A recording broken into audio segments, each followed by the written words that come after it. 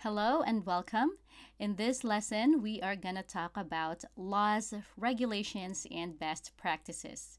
So, as you can see in the slide, there are some acronyms that you already saw when we talked about frameworks and standards. And I hope that you don't get too confused. I'm also hoping to clarify that confusion by the end of this lesson.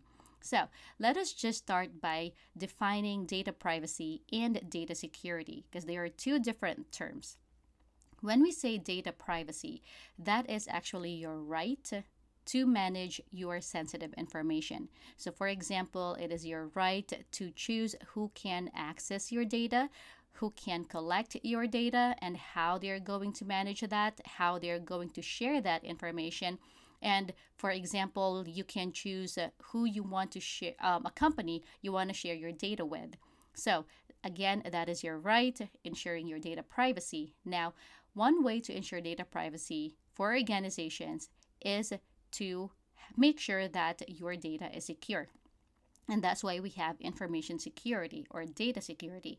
Now, data security, we talked about it at the beginning of this program, and we say that data security or information security is ensuring the CIA of information and information systems. Again, CIA stands for confidentiality, integrity, and availability of your data or information and information systems. So, again, we make sure that we only disclose data to authorized users. We make sure that our data is free from modification to ensure integrity and to make sure that our data is available to those authorized users whenever they need it. So, again, data security is different from data privacy, but we do have data security or information security because of data privacy. Now, again, it's all about data privacy. So, there are laws that you have to comply with in order to do or conduct business, of course. So, we have here data privacy acts or laws, and let's start with GDPR.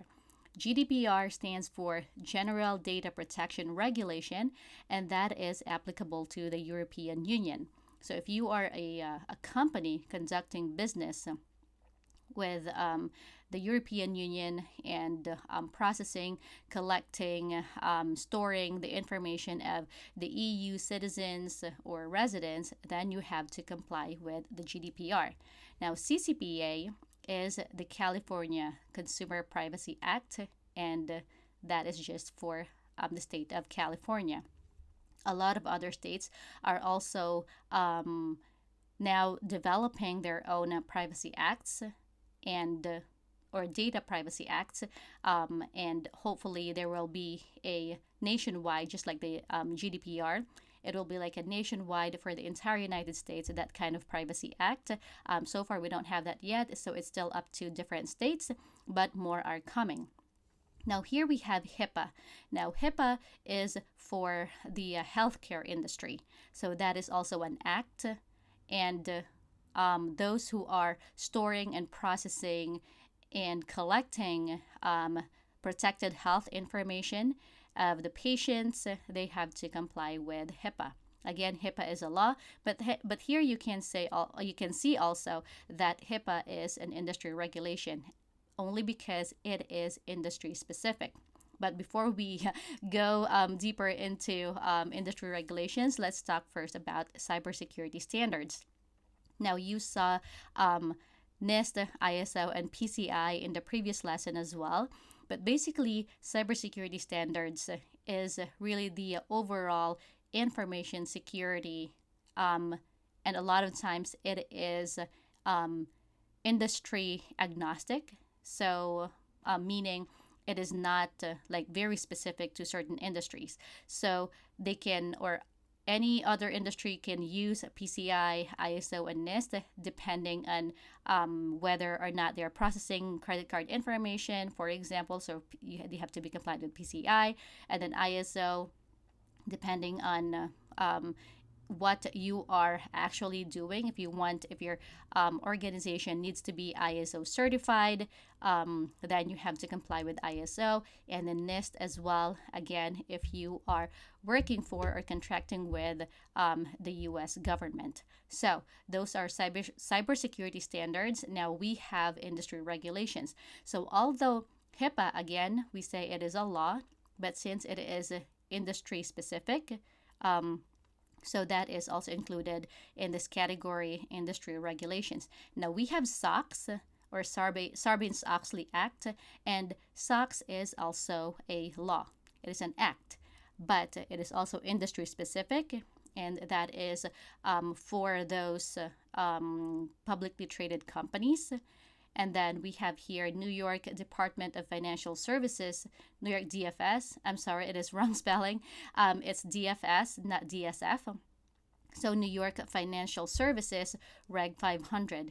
Now that is also industry specific. That is only for financial services.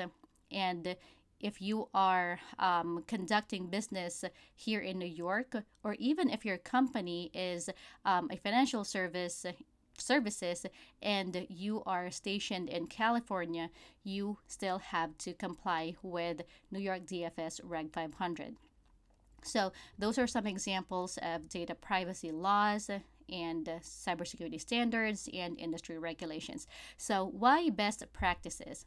Now, best practices is really because you don't really need to comply with those regulations and those laws, but because they are actually good to follow, that they can provide very, very good security in your company. So you can also follow that, and a lot of times NIST would be preferred by a lot of organizations. So, for instance, in the organization I am working for, we have to comply with New York DFS Reg 500. We have to comply with PCI DSS. We have to comply with the SHIELD Act. But we don't need to comply with NIST, but we consider that as another standard, and even as a framework we use it because they provide best practices. We also follow CIS, again, Center for Internet Security, because they provide good and best practices so we can ensure data security. Okay, so again, we have to make sure that we are following those laws, standards, and regulations just because of the fines. And again, if you don't follow those, you can face consequences, be it large fines or not being able to conduct business anymore. So I'll give you some examples of fines that organizations actually had to pay because of the violation of these laws and standards and regulations. So let's start with GDPR.